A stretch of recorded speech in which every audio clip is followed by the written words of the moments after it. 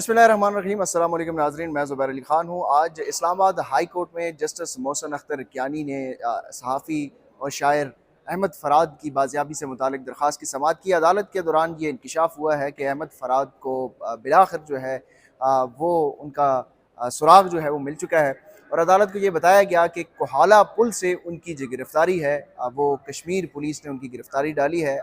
FIR जो है वो भी सामने लाई गई है, अदालत के सामने पेश की गई है। जो अटॉर्नी जनरल ने जो FIR बताई उसके मतन के मुताबिक जो है वो कोहाला पुल पर एक गाड़ी की तलाशी के दौरान जो है वो अहमद फ़राद को गिरफ़्तार किया गया। वो कश्मीर पुलिस को ये बताया जाता है कि मतलूब थे। बिलाखिर तकरीबन कोई 2 हफ़्तों के बाद सहाफ़ी अहमद फ़राद जो है उनका पता चल चुका है।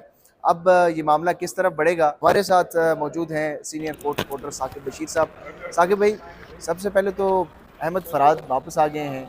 उस FIR में वो कहा जाता है कि वो मतलूब थे कश्मीर पुलिस को, लेकिन ये 2 हफ़्ते पहले जो पूरी समातें हुई हैं तकरीबन 4-5, उसमें तो कभी भी अटॉर्नी जनरल ने इसका ज़िक्र भी नहीं किया। अब ये देखना पड़ेगा कि FIR कब की है और उनकी गिरफ्तारी कब हुई है। ये वाकई मेरा आपकी ख्याल है कि FIR में उन्होंने ज़िक्र किया कि 29/5 की FIR है, यानी FIR आज की है। ठीक।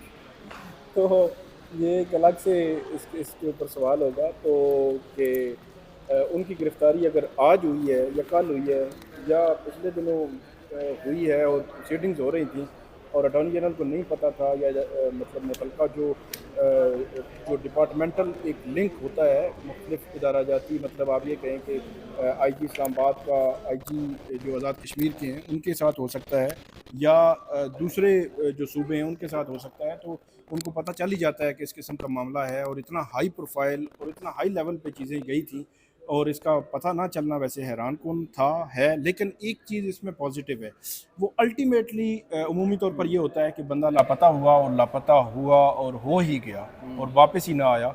ऐसा नहीं हुआ। इस्लामाबाद हाई कोर्ट ने जो जिस किस्म के सख्त ऑर्डर्स किए थे, मेरा ये ख्याल है कि उन सख्त ऑर्डर्स के पीछे जो एक विजडम था वो यही था कि बंदा अल्टीमेटली वापस आना चाहिए, वो जिस सूरत में भी हो।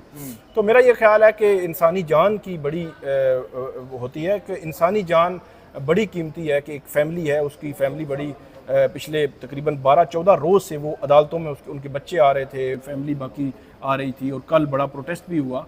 तो उस तनाज़ुर में अगर देखा जाए तो मेरा ख्याल है इस्लामाबाद हाई कोर्ट अपनी उस ऑर्डर को, बेशक वो आप ये कहें कि उन्होंने बहुत सारी चीज़ें कही हुई थी, लेकिन अल्टीमेटली बंदा रिकवर कराना था, वो हो ही गया है। रिकवर कहें उसको या बंदे का पता लगाना था या बंदे का जो भी उसको नाम आप दे लें, बंदा बहरहाल आ गया है। अब वापस आएगा तो पता चलेगा। लापता नहीं रहा कम से कम।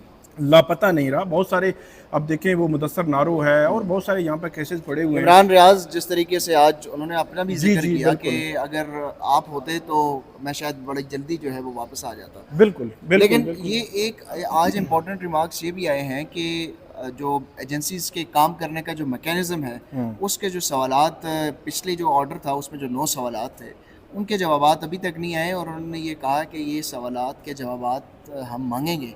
और फिर वज़ीर कानून आज़म नज़ीर तारड़ साहब ने भी कहा कि ये किसी और केस में फिर इसको हम रख लेंगे। तो ये कोई मामला, मेरा नहीं ख्याल कि ये यहीं पे ख़त्म हो जाएगा या दब जाएगा, क्योंकि पिछली समाअत पर भी जस्टिस मोहसिन अख्तर कियानी साहब ने ये कह दिया था कि ये अब अहमद फ़राद का बाज़ियाबी का केस नहीं है, वो तो रियासत उनको रेस्क्यू करेगी।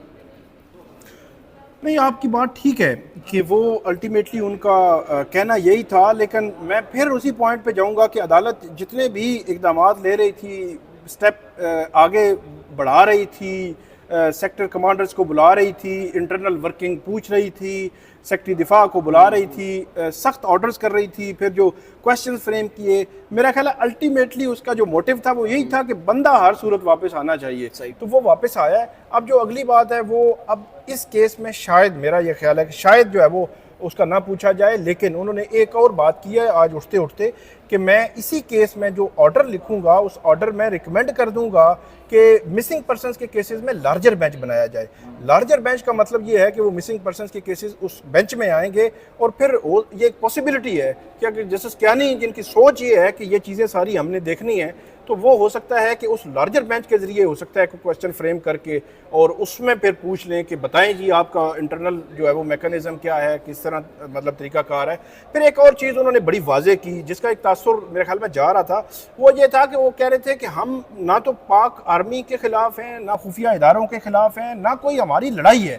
लेकिन उन्होंने एक चीज़ कहा कि कुछ लोगों की जो रवश की वजह से जो मामलात हैं वो इस नहज पे पहुँचते हैं, और इदारा जाती कोई अगर कोई ऐसा डायलॉग हो तो उसमें भी कोई हरज नहीं है, मीडिया हो या अदलिया हो या पार्लिमान हो तो उसमें भी कोई हरज नहीं है। तो मेरा ये ख्याल है कि एक नुक्ते पे अदालत समेत वहाँ खड़े वकील सब जो है वो मुत्तफिक हैं कि इदारों के दरमियान को महाजराई में हर बंदा दूसरे इदारे का कोई दुश्मन नहीं है, बल्कि अगर कोई तनकीद करता है, कोई उसके हवाले से बात करता है तो उसकी बेहतरी के लिए करता है। जो आज जस्टिस मोहसिन अख्तर कियानी ने भी, जब आज़म नज़ीर तारड़ को उन्होंने कहा ये बात, उन्होंने कहा कि हम कह रहे हैं कि कानून के दायरे के अंदर रहकर काम करें, हम भी कानून के अंदर रहकर जो है वो काम कर रहे हैं और हमारा जो दायरा इख्तियार है हम उसमें रहेंगे और आप अपने दायरा इख्तियार में रहें और जो कानून जो कहता है उससे बाहर ना जाएं। तो ये तो मेरा ख्याल में एक अच्छी बात है।